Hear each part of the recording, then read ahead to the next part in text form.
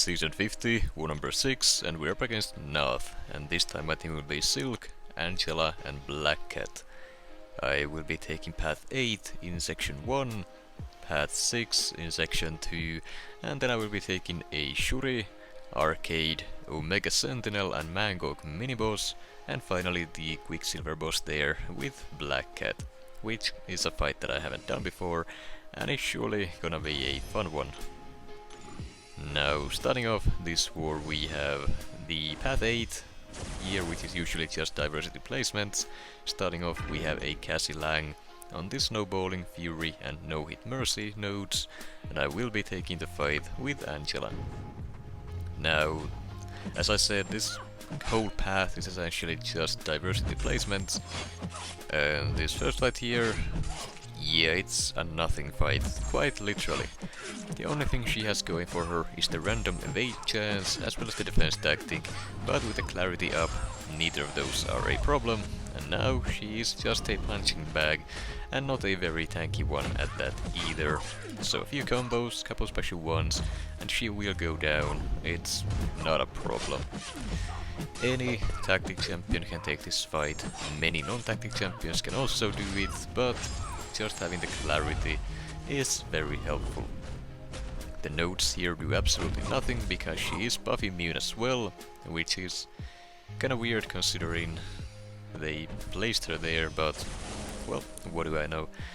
Then we have a Guardian on the Snowballing Fury and Personal Space Fury along with underhanded comment nodes.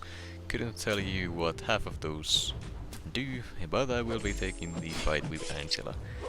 And this one, once again, the main issue here is the defense tactic, the rest don't really matter, so with a clarity champion this one will be easily handled. Now Angela here does have the class advantage as well, so her damage output will be slightly higher, though with Guardian's stats being a 7-star, that might not actually be the case. I haven't really compared the fight times here, but well, he's still going down pretty fast. The medium crits are doing nearly 30,000 damage, and this is without having Odin's aptitude either. This is just her base damage, though she is boosted here. Fight goes down, no issues there. If I had any issues there, I should probably quit the game, to be honest, since dying to diversity placements, that's just embarrassing, really.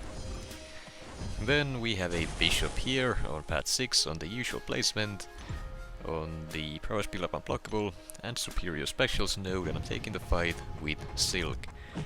Now, with Silk the gamepad is just get the special 3, and once that is done, the fight is well over at that point.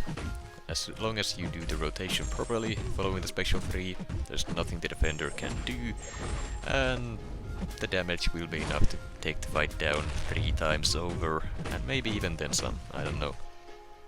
So I go for the special 2 decks there.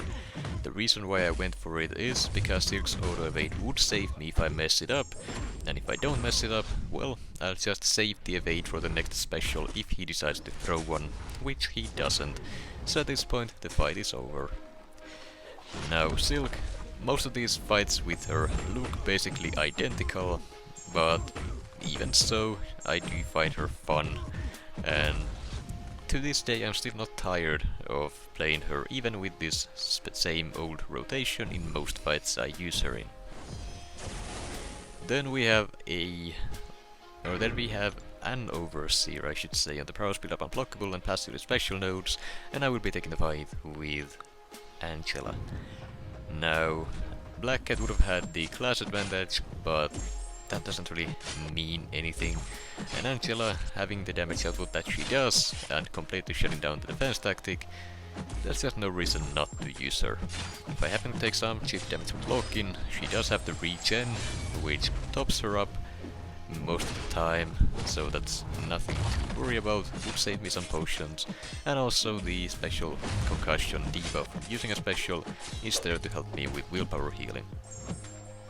Honestly, the only reason I see this guy on this node would be for diversity.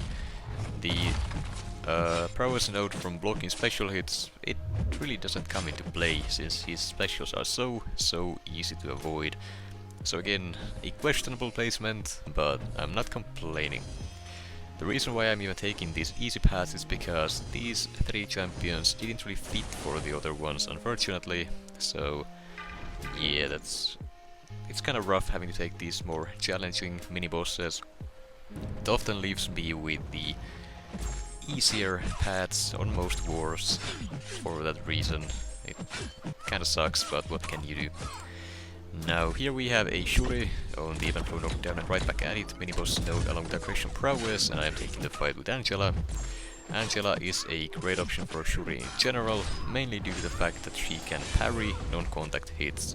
And all of Shuri's attacks are non-contact. Normally parry stuns would not work against her, but here, well, as you can see, Angela is having no issues whatsoever with the fight. The chip damage on blocked hits is a bit of a problem here due to the prowess node stacking during the special animation, and I'm not feeling confident enough to fully dex them. I can usually do it just fine, but it's not really something I wanna experiment with in Alliance War. So I just stick with the partial evade. Now one thing I forgot to mention is that I did also have a teammate place the Odin pre-fights here, and that will be helpful for the Omega Sentinel mini-boss node on the Hasashi node. Other than that, they aren't really needed for anything. Fight goes down, no issues at all, and Angela completely shuts down Shuri, well, apart from the chip damage. The regen is there, which is helpful, but it doesn't heal you all the way up. At least not without Odin's synergy and the buff potency from it, but since I don't have Odin in my own team, that's not in play either. Next we have an arcade on the Scared Stiff and Perfocus 2 mini-boss node, and I will be taking the fight with Angela. And as I said in the previous war, this one is a little bit of a worrying fight due to the fact that you really want to push this guy with special twos only, and then there's the bubble shield node to worry about as well. So holding block to bait heavy attacks is risky, and you really gotta keep an eye on the bubble shield node. If you mismanage it, you will get comboed, or you eat a special attack due to it being unblockable at some point, so keeping an eye on it is the key to this fight. The defense tactic, as well as any random auto blocks Arcade might have in his base kit, are dealt with using the attacker tactic Clarity once again, so that's not even really worth mentioning at this point. Now, we have played 2 seasons of this tactic already, so I'm sure everyone who still watches these knows how these fights look and what the tactics do, but just to keep these videos somewhat consistent, I like explaining them, well, every single video, so I'm sure it gets tiring after a while, but I don't know, these videos, the main reason why I'm posting them is to just have them up on YouTube on demand, so if anyone wants to see or needs to see a specific matchup, I will have the fights there visible for everyone. It started off as me using these for our alliance, so that I could direct people to fights that I have taken previously for reference, so as to make their fights easier when they have to do the same matchups. And that kind of just evolved into this whole war video thing, which is nice. It's a bit rough making these videos, it actually takes surprisingly long trying to do this, partially due to me just taking retakes on the commentary because I start butchering words, because English is difficult. But anyways, back to the topic at hand. The fight here is an Omega Sentinel on the Hazard Shift Shock and Bleed node along with Conflictor, and I'm taking the fight with Angela. I had a teammate place the White Mosquito pre-fight here to allow me to let my parry stance without it being eaten by Conflictor, and that essentially just makes this fight a nothing fight as well. The Hazard Shift node will be dealt with using Angela's Sig ability as well as the Odin pre-fights, and then her armor ups are completely shut down by simply alternating my combo hits. Fight goes down, it was a fairly quick one as well, mainly due to the fact that she's not all that tanky, and Angela, she hits hard, as we all know by now. Then we have the good old Mangog on the Aspect of Evolution miniboss node. This fight is not gonna be any different than the other ones. Just get the special 3 and the fight is over. That's all there is to it. Now, honestly, kinda getting bored of this matchup myself, but it's there almost every war. Silk just completely destroys it, so there's no real reason not to take it. And that's mainly the reason why I'm assigned it. Now, literally anyone can take this fight with Silk. It's a very easy one to take. There's not really anything special you have to do. Just get to the special 3 and you win. I have covered the rotation in other war videos before, but just to go over it again, the combo is medium light medium, medium medium, light light, medium light heavy, striker light, pause, light light, medium light heavy, special 2. You don't have to do the light pause, light light whatever combo if you are using science power back boosts, because with those the special 3 will give you some power and that will be enough to get you to your special 2 without the special combo shenanigans. Now next we have the final fight of this war, a Quicksilver boss that I will be taking with Black Cat. And I'm gonna be honest, I was nervous about this one as well. Getting the first clarity passive up is always the biggest problem with these boss nodes due to the stun immunity. I'm also not comfortable trying to heavy counter this guy's heavy attack, so I'm not doing that this time. I know that's an option due to the previous mess up against the spot, but here, not doing it.